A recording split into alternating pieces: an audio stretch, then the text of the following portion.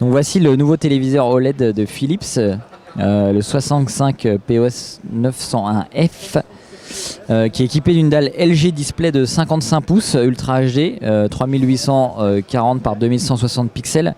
La particularité de ce téléviseur, c'est, comme vous pouvez le voir, le système Ambilight.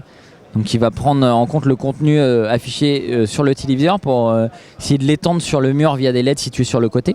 On a une barre de son avec un médium, des fat et un haut-parleur derrière, un système de 40 watts. Donc on a pu l'écouter rapidement, mais sur un salon c'est difficile de se faire une idée sur la qualité audio.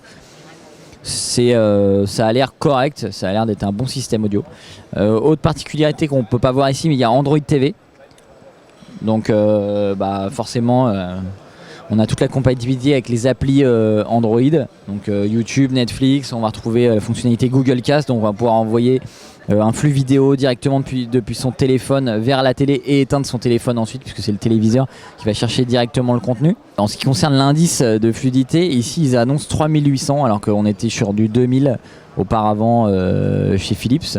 Donc c'est dû au fait que tout simplement le temps de réponse de l'OLED est quasiment instantané. On est sur du 0,1 millisecondes, plus le traitement Natural Motion de Philips qui devrait porter ses fruits, puisque c'est un des meilleurs traitements compensation de mouvement du marché. Donc ça devrait vraiment être pas mal. On a vraiment hâte de la tester en labo. Donc le téléviseur Philips OLED 65 pouces sera disponible fin du mois d'octobre, donc courant du mois de novembre, pour un prix qu'on nous a annoncé de 3500 €. Ce qui le met exactement au même prix que les LG 55B6 et 55C6. Donc le premier est une dalle plate comme celui-là, pas 3D. Le second est une dalle incurvée 3D. Donc on va voir comment va réagir LG, puisque ça va être en concurrence frontale avec les modèles LG au même tarif, avec des specs en plus comme l'Ambilight et Android TV.